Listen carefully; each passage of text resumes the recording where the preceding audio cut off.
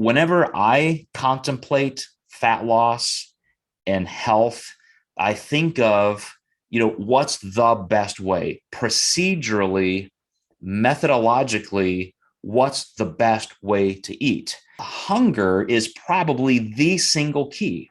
If you're going to look at public health and get everybody at large, it's not necessarily, well, this tastes better, or this tastes better, or this food is more accessible, or, vegan this, or plant-based, or keto. It's just, if you can control your hunger, you probably have a better chance of maintaining your progress and maintaining and sustaining your goal once you get there.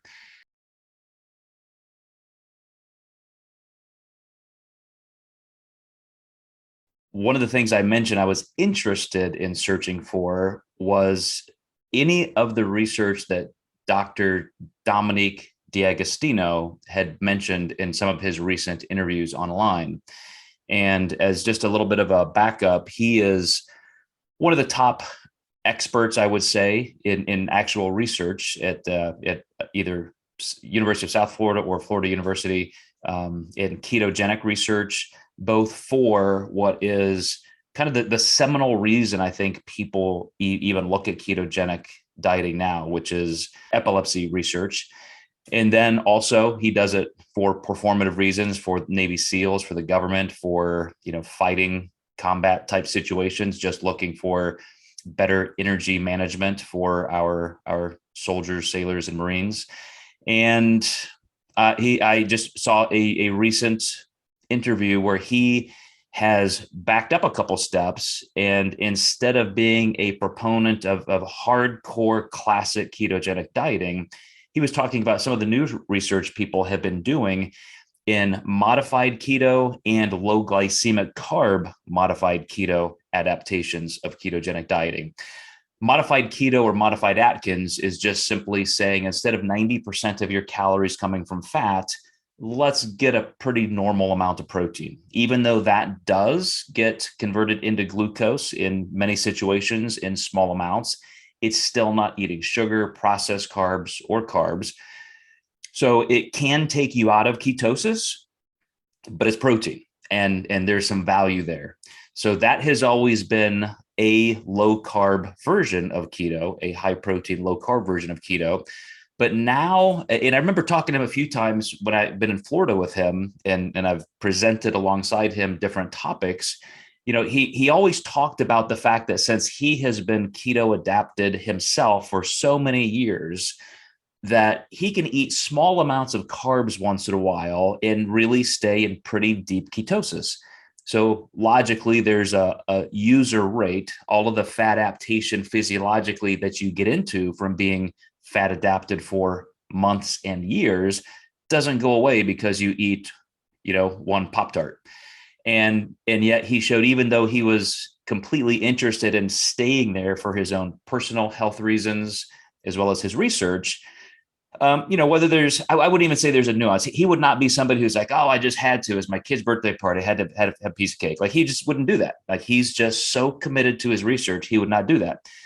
But he's thinking and looking, as a scientist should, curiously for different ways to do things. And so he just noted that maybe even increase cooked vegetables, which release more starch in the bloodstream or GI tract, different ways where he could have a little bit of carbohydrate, and it just didn't seem to upset the apple cart too much. So what he said recently is that they're now doing research, and I saw this one as I was reviewing literature for today, where even with epileptic, high seizure patients, people who have multiple seizures per day, looking at those three versions of ketogenic dieting, there's not that much difference. In other words, for the sustainability of this lifestyle, of this dietary need for people with severe epilepsy, they're showing that some protein and even some low glycemic carbs can still get you a lot of the way there. Because that's been a real problem. Obviously, you have kids with grand mal seizures or anybody else, and you tell them you can never eat anything but fat. Here's just a stick of butter. This is what you eat today. Pretty dismal. And there have been some people who just don't do it. They would rather have the seizures than do that. So they've been looking for ways to modify this and make it more acceptable.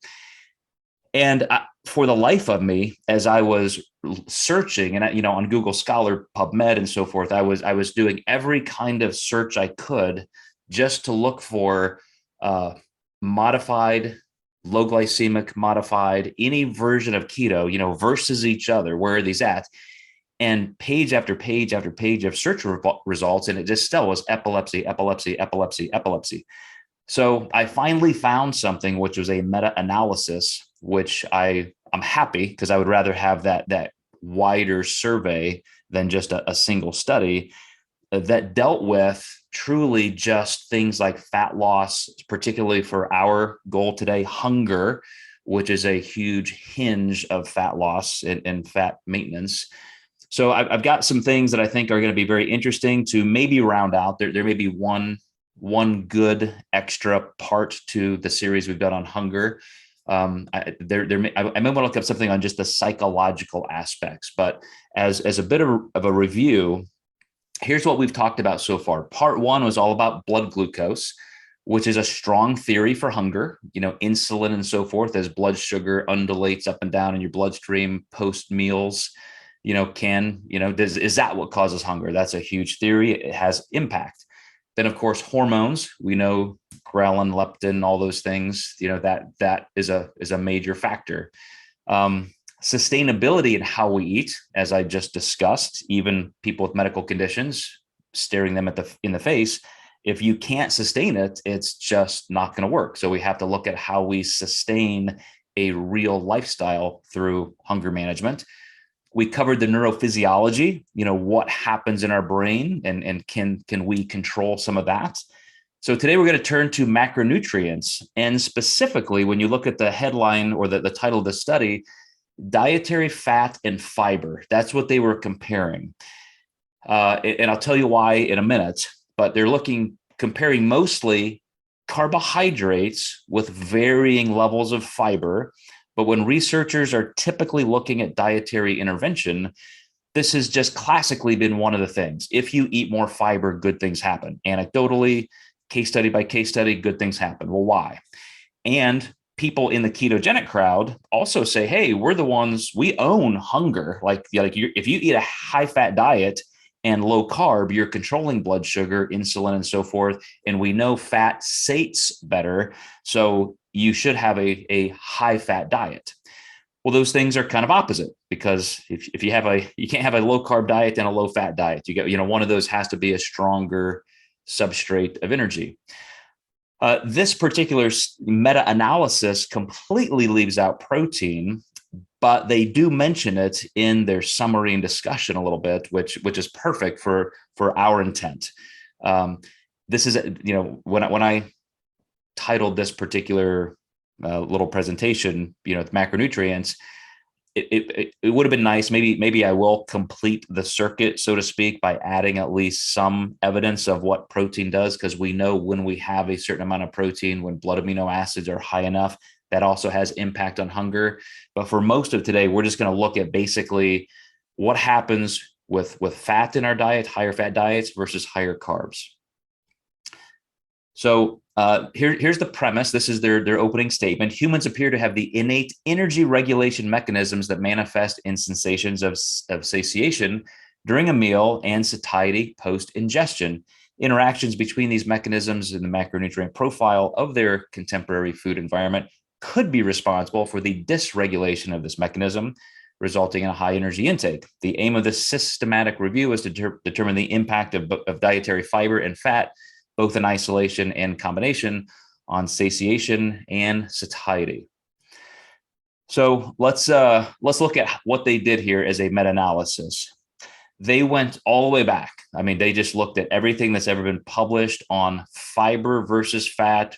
You're doing all those kind of searches I just mentioned that I was doing. Does a high fat diet reduce hunger? Blah blah blah blah blah. They ended up with about 1,500 studies, that at least address this somewhat. They only found 10 studies suitable for this inclusion, which is that's weeding out a lot. A couple other ones they did talk about just because of some of the overlap. But here's why they brought this down to such a narrow, fine point. They wanted to test meals that included high fat, low fat, and mixed. They looked at ISO and non-ISO energetic design. So kind of, are you trading exact calories from fat to carbs and vice versa? They in the studies they actually included, they ended up with enough information that they could break it out into gender and age. They had people of I think every stripe you could imagine, from normal weight to overweight, 18 years old to 50 years old. They ended up with, looks like almost 800 participants. So through those 10 studies, that's how many subjects were actually involved in those different studies. And again, they were looking at the two things we're looking at, hunger versus satiety. One, as I'll show you here in a second, is more a measurement of actual fullness. Like, I can push away from the table and I feel full. My belly is full. The other one is, satiation, which is I feel satisfied. I feel good. That was a good meal. I'm happy. I can stop eating. So a little bit of a semantic difference there, but I think you'll get it here in a second. I do think I need to move you guys so I can read this. Yeah, I already mentioned that between the carbs, that they included carbs as well as just fiber. So a little bit of a background on why this is important, looking at just these two specific variations. One, when you're doing research like this, people always look back at our evolutionary history. At this point in our species, what works? What does our GI system do? What's good, what's bad, what's right, what's wrong from a health perspective, and more importantly, why? How did we get here? And so I think it is important that for the 200,000 or so years of Homo sapiens, all the way up to possibly 1 million years in transition, we have had meat. We have hunted and gathered. The discovery of fire was, all the way back to, I think, almost 2 million years ago. And so we have been breaking down starches, heavy vegetables, into more easily digestible forms. So we get those oligosaccharides broken down into simple sugars and starches, simple sugar even from fruit, but then also the inclusion of animal protein. That's kind of our norm. And keep that in mind. What does that sound like? Hunting, gathering, fruits, berries, roots, things like that, and animal protein. Sounds pretty much like paleo, right? You're getting carbs and you're getting protein. You're not having, nobody in our history from 100 or 200 years ago and further back were differentiating that much. Like, oh, I can't eat that. It's, you ate what you could get. But then you compare that to our highly palatable processed foods now that are typically high fat, high sugar, high flour, high processed everything, even high sodium. I ran across a study last night that really interested me. I may go back to it, showing that when you consume more sodium, your body craves higher fat foods. So, something kind of anecdotal, just think about, but I may go look back at that one. So that's the juxtaposition between our long-term history with how our physiology was formed and works versus what we're faced with now culturally. Then, of course, you have the keto versus carbs, all of those just hyper marketing type messaging that we get. Most of us now have fat loss goals. We're not undernourished, we're overnourished. That has massive impact on what we need to look at and think about. And then for most of us, I hope we're thinking about long-term health impact, not just fat loss. What is sustainable? What is doing the most for me? Because we know when you eat a pretty unregulated ketogenic diet, meaning you're not even that differentiated on the kind of fat you consume, your chance of heart disease is actually higher. Dr. Atkins died of heart disease. 2 or 3 other really, really big name players in the ketogenic movements all died of heart disease. So something to keep in mind. Um, so when we look at these kinds of things, together, mechanisms for maintaining weight are thought to exist in all animals. In humans, food intake is controlled by appetite signaling through a complex system of hormones, a complex process of biochemical responses, interactions, and feedback mechanisms. So all the things we've talked about in this series so far, but I want to posit a point that I don't think I've ever said this directly, nor have I really thought about it this directly. Whenever I contemplate fat loss and health, I think of, what's the best way procedurally, methodologically, what's the best way to eat? And I haven't really thought about it until this fifth episode in the series, that hunger is probably the single key. If you're going to look at public health and get everybody at large, it's not necessarily, well, this tastes better, or this tastes better, or this food is more accessible, or, vegan this, or plant-based, or keto. It's just, if you can control your hunger, you probably have a better chance of maintaining your progress and maintaining and sustaining your goal once you get there. So if you think about the times that you may misstep or fail at what you're trying to accomplish, if you were never biochemically hunger, don't you think it'd be easier? If you could really look at hunger mitigation as a key.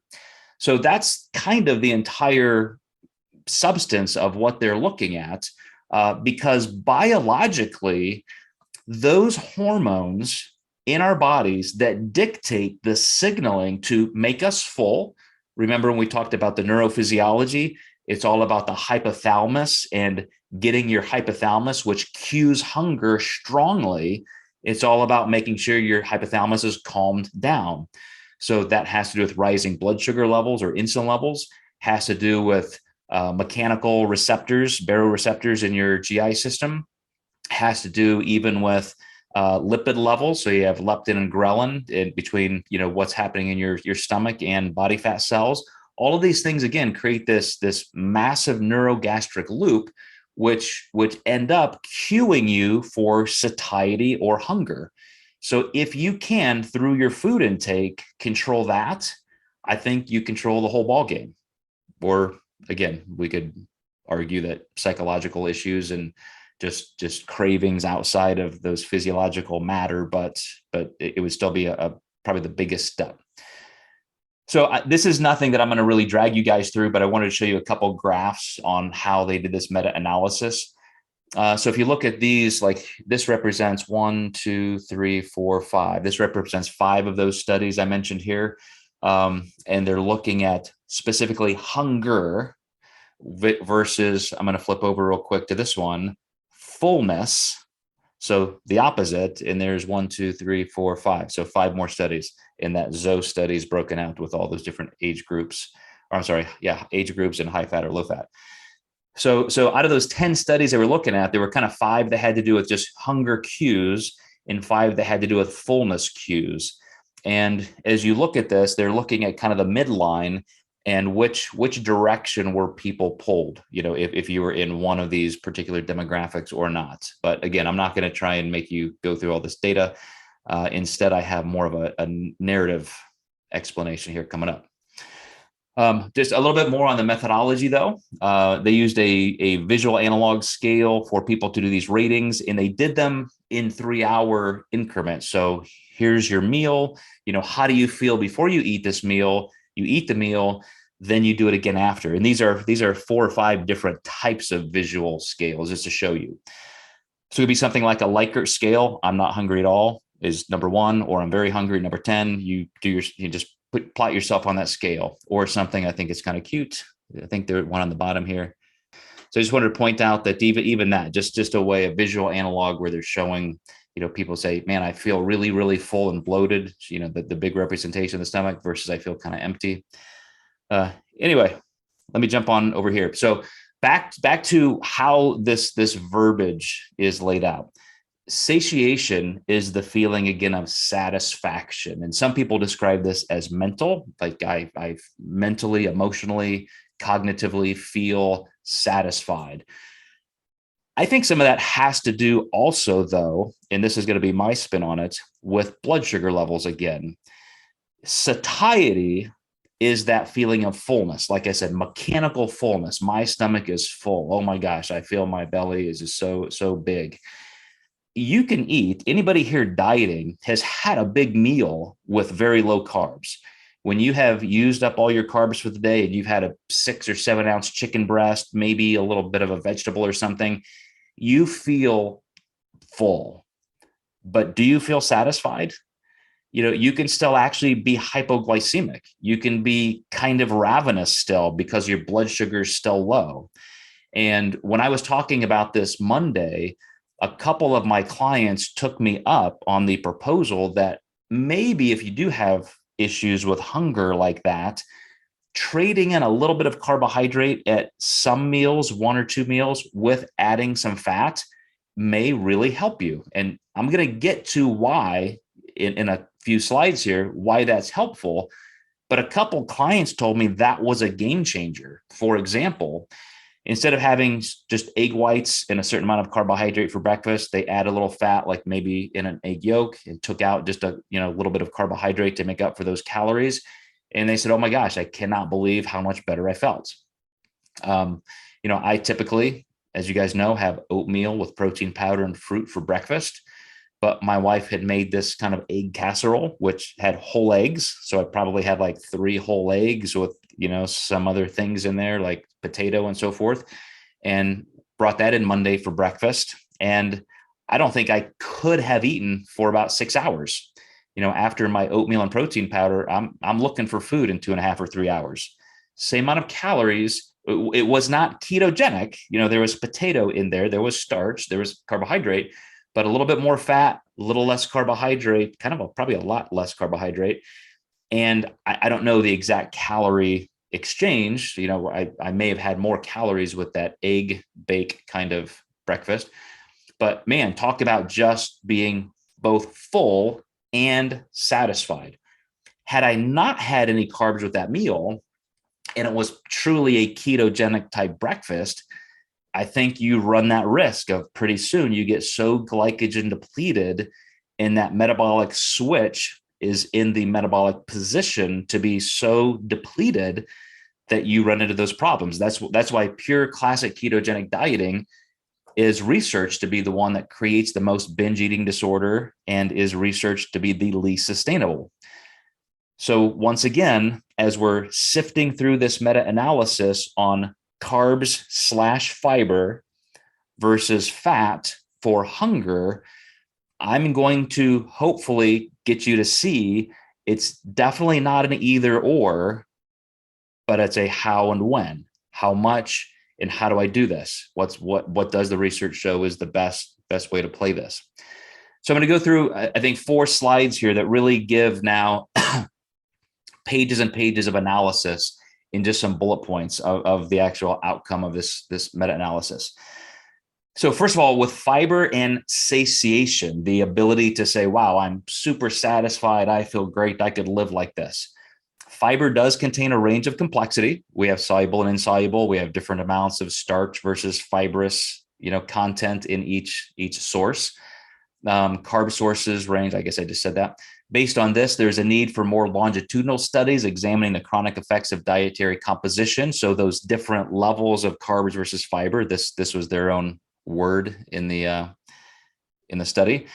But for the purpose of this meta-analysis, the high fiber / carb comparison, no matter what that mix was, still proved, very, very valid in just comparing carbs and fiber versus fat. And then the bottom line is having some carbs, having a high fiber diet with low fat. So this gets into more of like the Pritikin, Ornish. You guys probably don't remember those names, but from like the 70s, 80s, 90s, those types of diets, which were all the 80s was kind of the decade of low fat. Everything was low cholesterol, low fat, heart friendly. And that was because the proponents at that time were all just super, super, super low fat. So Atkins' resurgence, he was kind of the guy in the 50s. And then he had a big resurgence in the 70s. And as you know, from just marketing, everything goes in cycles. As soon as one thing's super popular, you don't get an edge when you're trying to sell something unless you're doing something very contrarian. So you had these, high fat decades that kind of interlude between high carb, low fat decades. But then, of course, we're back into a keto age. And in between there was the zone with, the 30, 40, 30 stuff, kind of a balanced approach. And every once in a while, those kind of things, you run out of things to do with macronutrients, right? High fat, high carb, low fat, low carb. And so now it's intermittent fasting. That's more of a methodological approach. So anybody trying to sell a book or a diet plan is going to find some kind of gap somewhere. And it's typically going to be whatever people aren't paying attention to right now. But high carb, low fat is correlated with feeling great, sustainable dieting. Again, very proven in research that the higher fat, low carb diets are the least sustainable.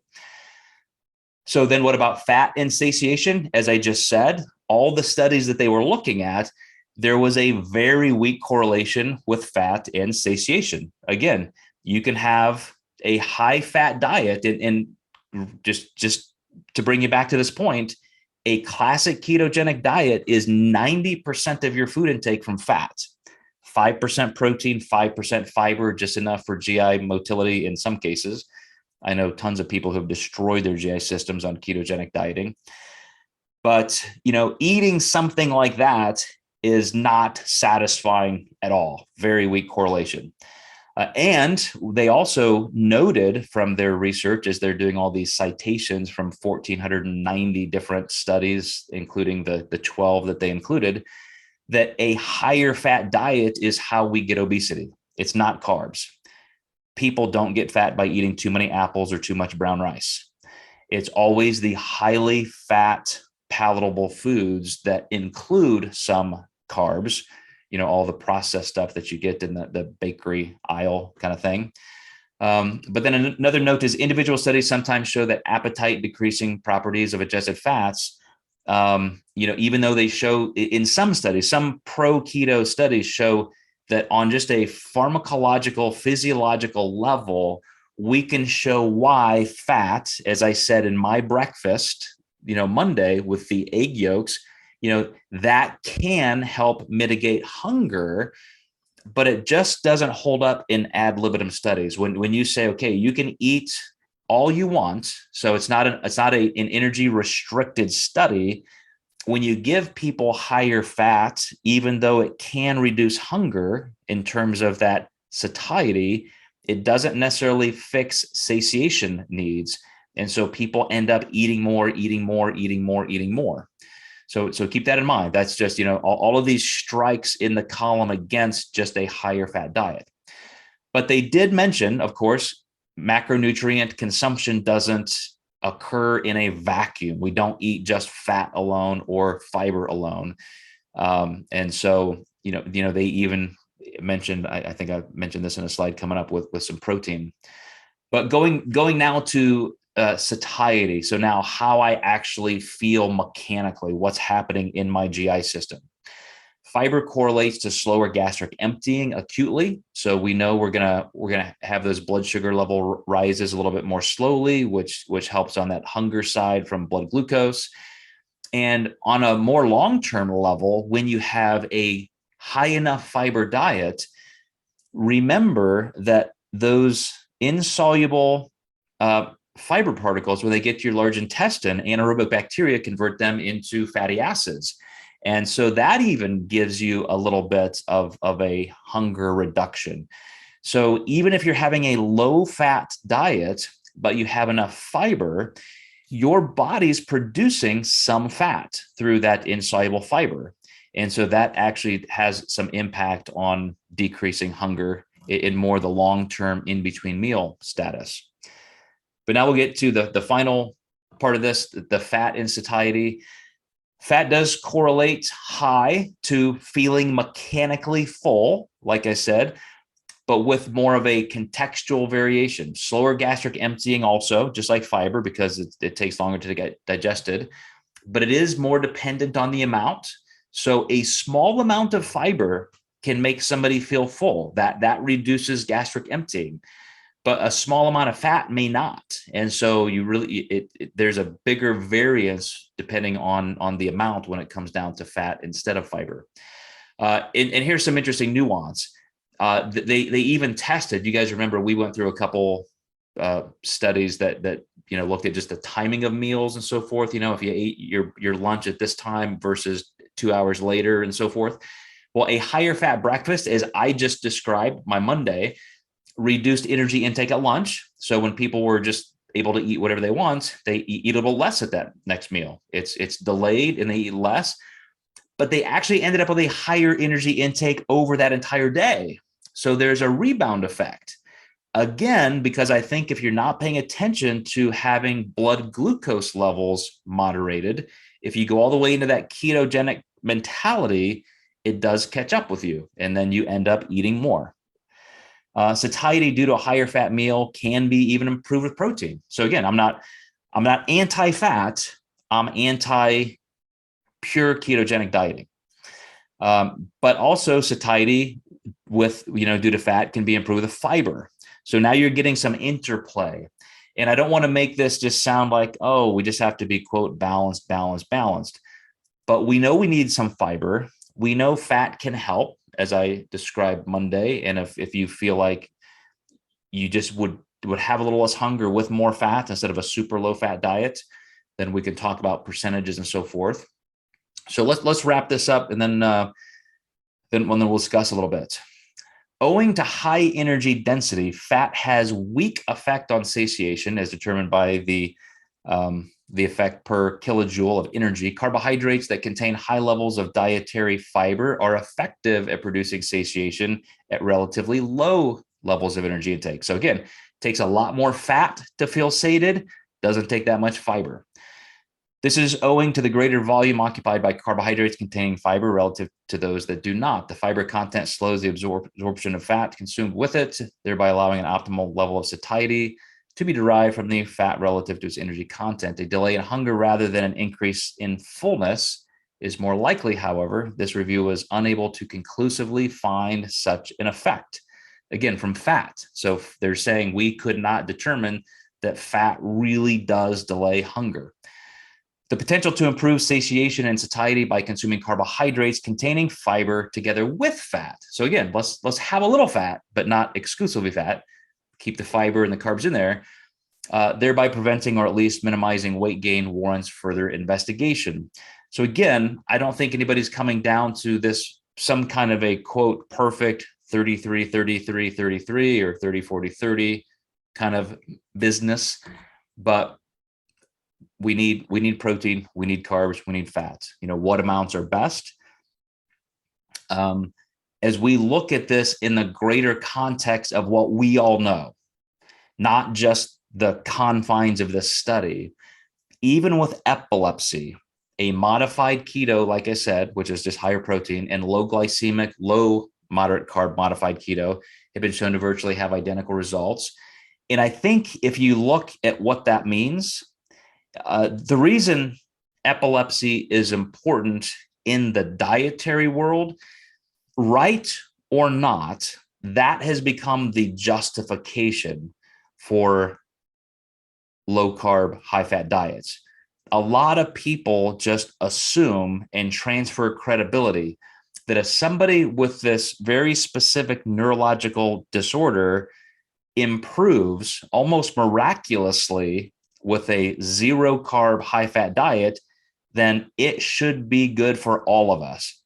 Absolutely inconclusive transference of results. That does not mean that. Just because those people are more prone, because there are very, very specific genetic mechanisms for that with somebody with epilepsy. It does not mean that it's good for all of us. But instead, well, first, let me back up for a second. But even with that said, even with that being kind of the gold standard for epilepsy, and therefore so many keto proponents try to transfer that to normal dieting, they are showing that adding protein, you still get all those benefits, but now you get better health benefits.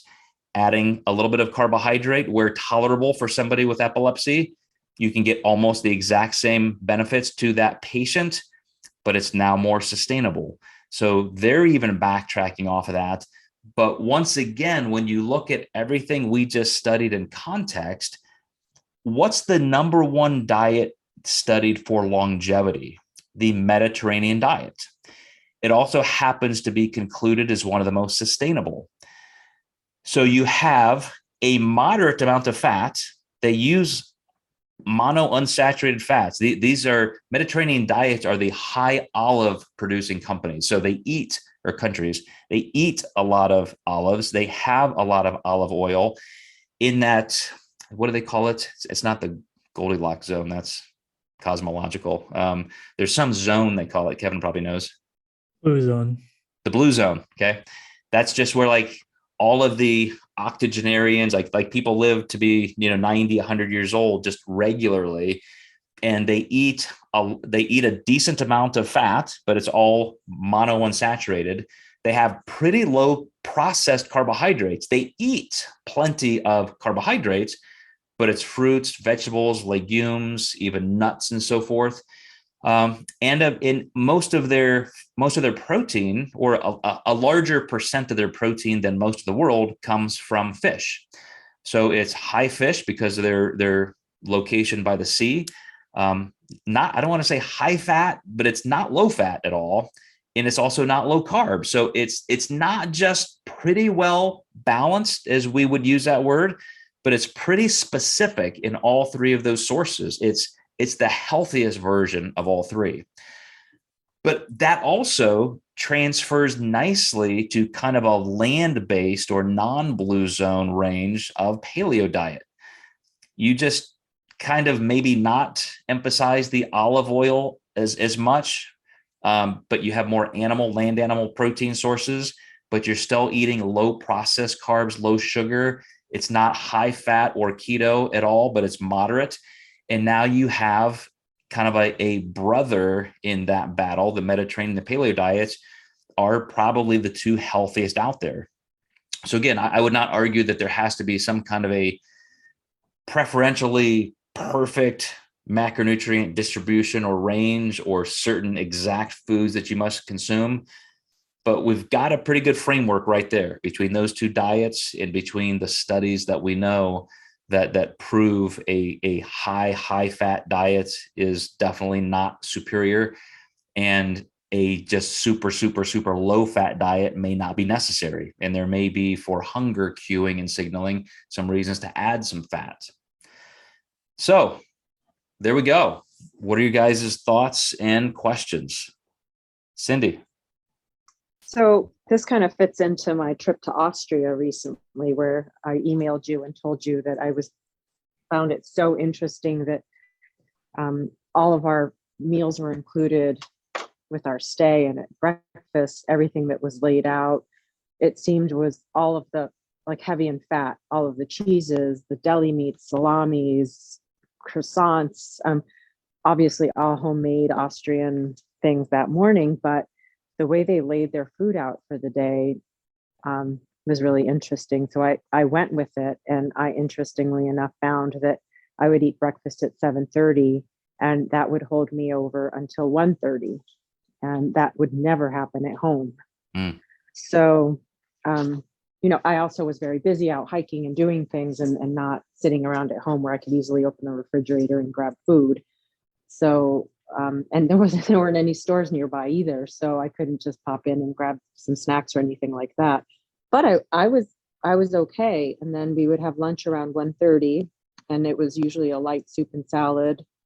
And then dinner was at 7:00, and that lasted. It was like a 2-hour ordeal every night, but very small portions and very balanced, I guess.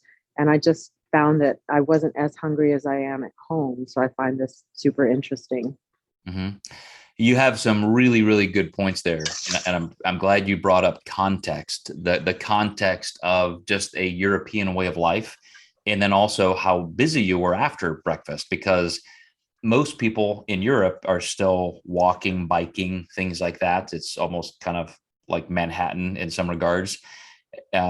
Versus in the Midwest, we can't even get people to go park at a parking garage and walk for a block.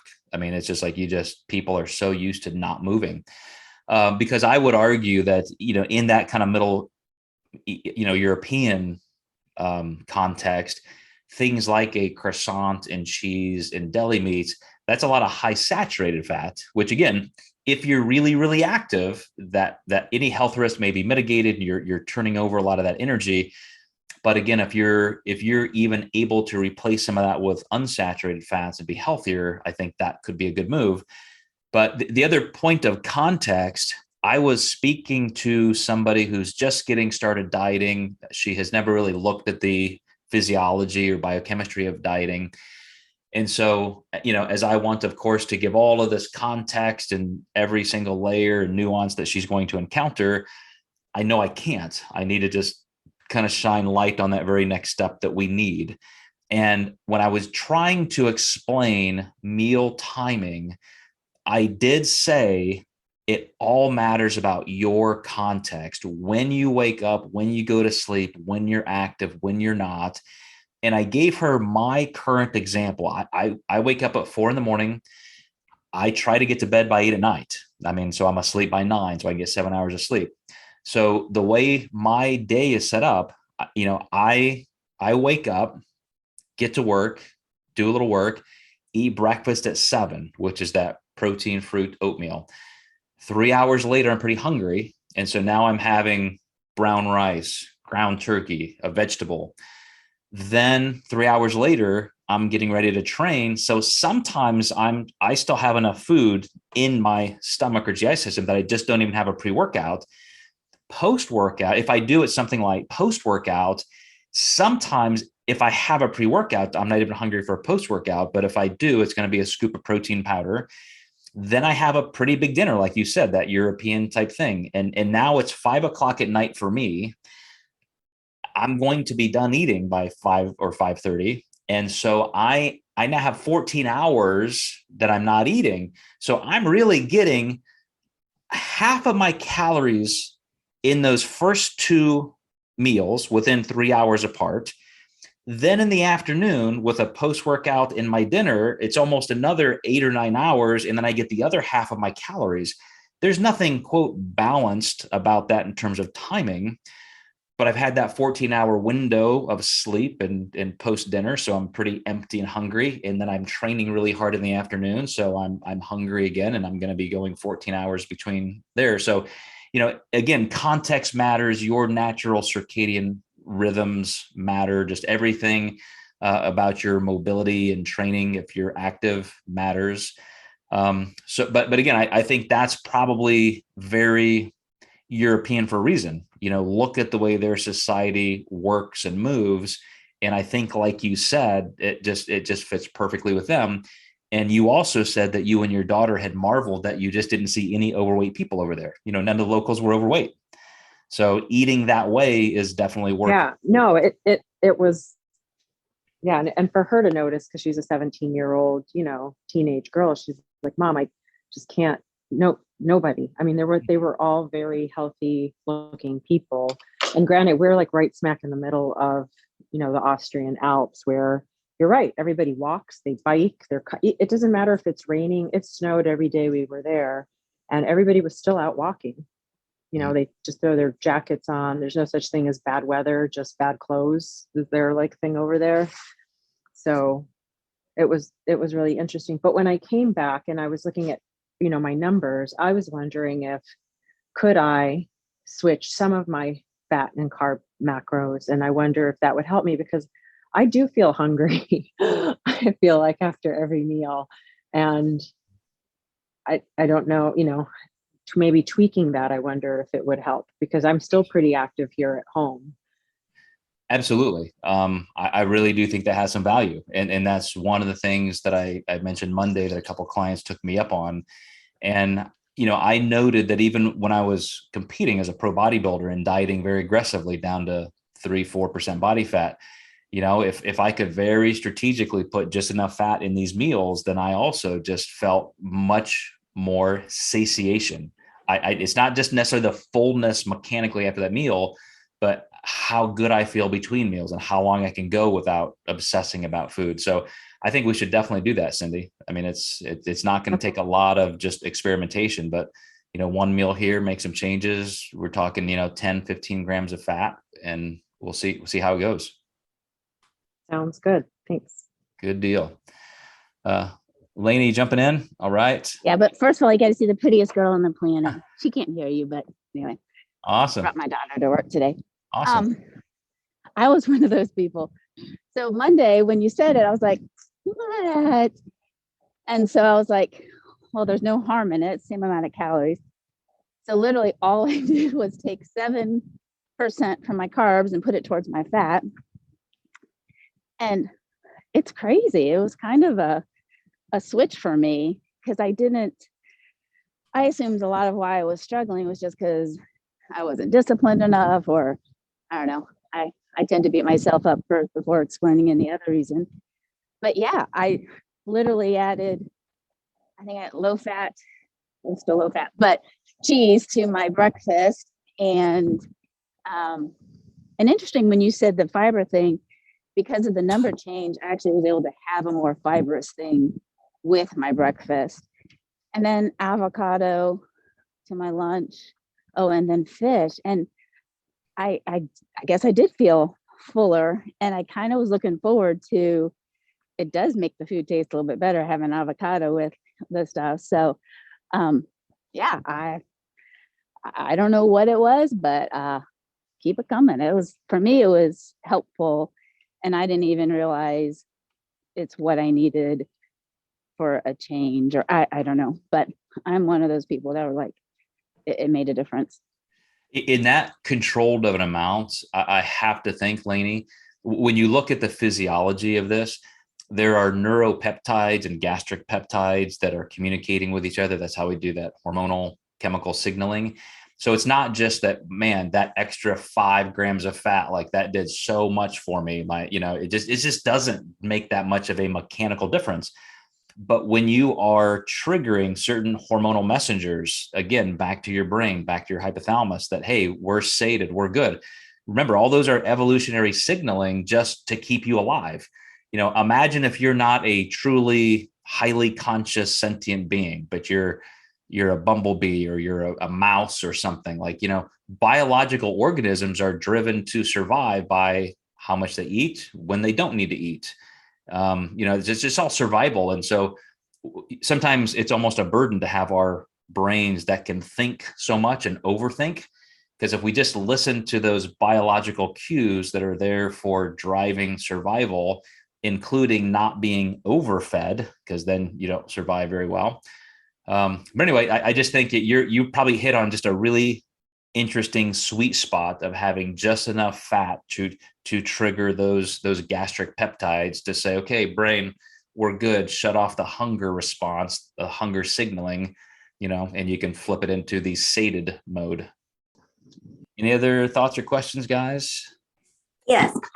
Now, I did sort of my last round of blood work. I did put more salmon in my meals. I sort of tried to do the Mediterranean, and my numbers did go down. The only one that was a little lower, but it's fine, was the HDL. Mm-hmm. And the doctor did say something like eating a little handful of pistachios. Mm-hmm. Yeah. And HDL is sometimes also driven by like exercise intensity. So sometimes just by ramping up that even just a little bit can drive those HDLs up 5 or 10 points pretty quickly. Okay. Yeah, that's awesome. Good stuff. It's one of the things I do hate. Like if somebody's truly doing a really low fat diet and then they think, I can't have avocado, I can't have olive oil, I can't have salmon, all these things that we know have such good value. So you should always be able to, make room for some of those good fats, even if it's just intermittently. It doesn't even have to be every day. Well, like I said, this topic, I feel like I should close it down soon. I'm kind of surprising myself that I'm on part 5 and I'm just not letting this die. but there may be one more thing I want to look at, but I'm gonna always just I don't have really an agenda as I bring these things up. Some of them are driven by your questions, things that you guys are contemplating and trying to figure out. And so keep those things coming to me because they end up turning into good topics like this for us to discuss with everybody. All right, guys, well, have an awesome weekend and rest of your afternoon, and I will see you next week, next time you can join. Take care.